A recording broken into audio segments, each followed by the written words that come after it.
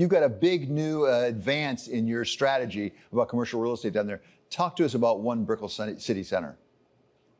Well, we're very excited, to be here in Miami. Miami is probably the most dynamic city in the country today. When you look at statistics of where growth is occurring, Miami leads the way, South Florida leads the way. And so being able to develop what we believe to be the biggest building in Miami at a location that's main in Main, with all the technology and all the things that Related puts in their buildings.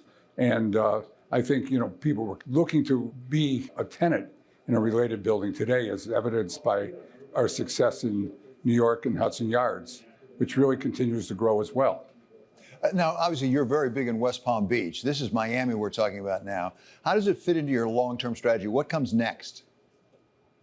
Well, right now, we're continuing to build in New York, and we're very excited about New York. But Florida is really the growth, part of the country today, and where there's, need for Class A office space. It really needs, it's more than just delivering office space.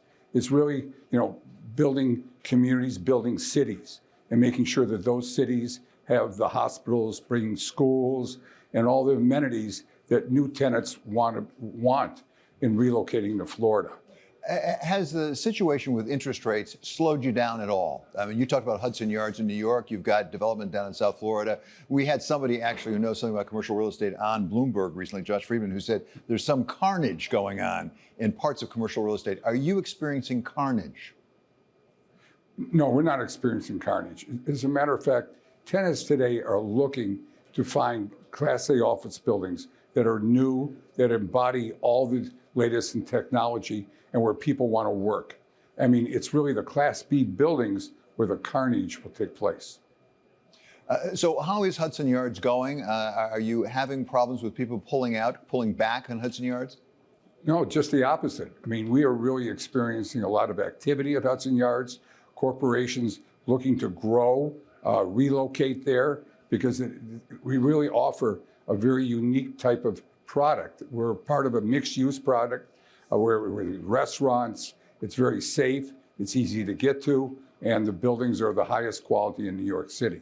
So we've been very fortunate that we have a lot of activity, and almost monthly we're announcing new leases.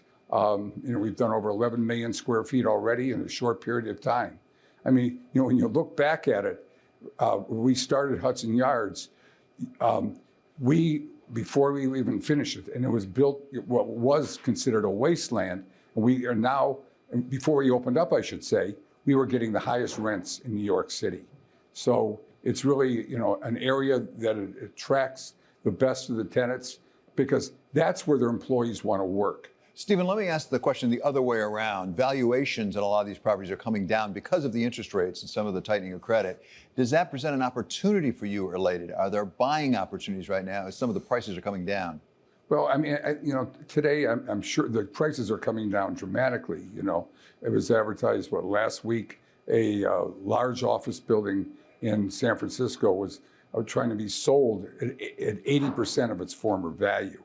And your question is, what is the market?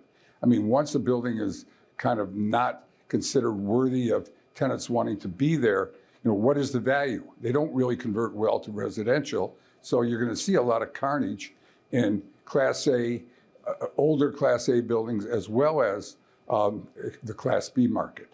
We got to get people back to work, and they want to go to a place.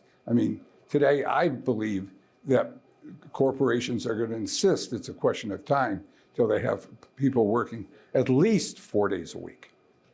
So, Stephen, let's make a turn here to sports. You and the Miami Dolphins, you are hosting the Formula One race down in Miami this coming weekend, actually. Give us your sense about the F1 races. It's gotten very popular in the United States right now. How does the money work? Do you make money off of this? I know it's centered at your facility down there. Well, I would hope so. Yes, but when you own a sports team, you're really doing something to really enhance the community, to bring it together. It's about the economic development opportunities that arise throughout the whole area, and certainly South Florida benefits. We are making money on the race, but when you own a sports team, it's a responsibility you have to the community to really benefit the community, bring it together, and create that economic development. And there's nothing bigger than Formula One today. I mean, that Netflix or the Drive to Survive has really got America very excited about Formula One, and we'll have close to 100,000 people this weekend. And what it's done for South Florida from an economic development standpoint is incredible. I mean, it's hundreds of millions of dollars of additional activity. Stephen, finally, let's come back to something you and I have talked about before, Detroit. I come from Michigan, as you know. You've announced some plans there to really expand into Detroit, particularly with the University of Michigan and some of what's going on. Where are you on those plans? Well, we're about to announce our first tenant and the beginning this year of our first office building, to be followed by the University of Michigan Innovation Center that really will act as a catalyst to bring jobs and really bring back downtown Detroit.